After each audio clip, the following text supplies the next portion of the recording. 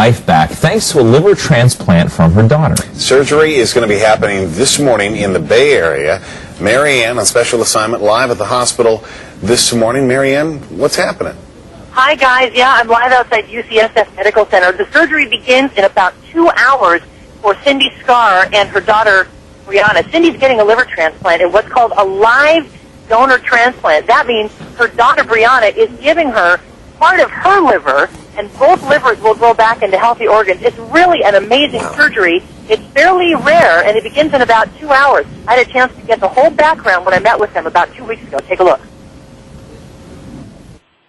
Kids are, I want to say they're about junior high age here.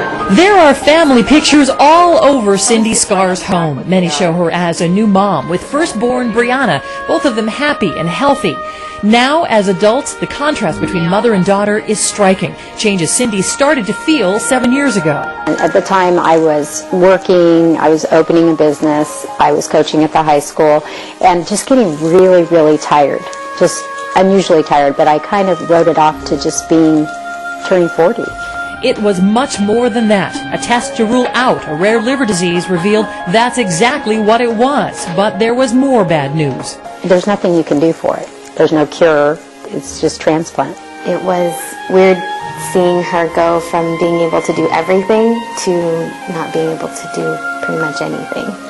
With a huge gap in the number of people who need a liver transplant and the number available from organ donors who've passed away, Briana came to a decision. Instead of her mom waiting years for a new liver, she would give life back to the person who gave it to her. It's called a live donor transplant, and it's a 10-hour-plus surgery. Cyndi's diseased liver is removed. Surgeons take about half of Briana's healthy liver and transplant it into her mom. Over time, both livers grow back into full, healthy organs. I'm overwhelmed. I feel like I'm going to get a new life. I'm still a little scared, but I'm kind of getting used to the idea. Did it ever cross your mind to change your life? No. Are you afraid of the surgery? No, I'm just excited. Very excited. It's the ultimate gift, yes. It is, yeah.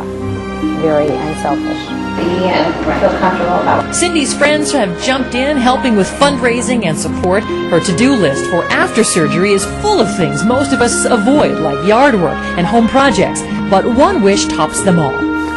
Just to wake up and feel good.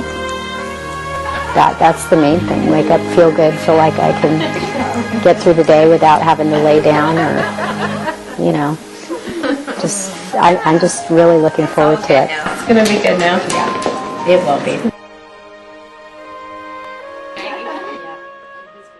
And guys, you know what's amazing is that when Cyndi talked about wanting to feel better, she will begin to feel better and look better immediately after the surgery. You can see how yellowed and jaundiced her skin is because her liver is just functioning so poorly right now. After the transplant, all that will begin to change. They had a fundraiser about a week ago to help the family raise money. They need to live in San Francisco for about 6 months after the transplant. Cyndi needs to be close to the hospital to get blood tests, make sure the organ isn't being rejected. And as you can imagine, living in San Francisco, one of the most expensive cities in the country, that's going to take some money. They raised $10,000 in one night in the tiny community of Shingle Springs. So the family is here. I spoke with them last night. They're all hunkered down. We're going to go hook up with them in about half an hour and follow them all the way into surgery this morning. So we'll check back with you live in a little bit. Oh, neat, Marianne. So great that that's finally happening this morning.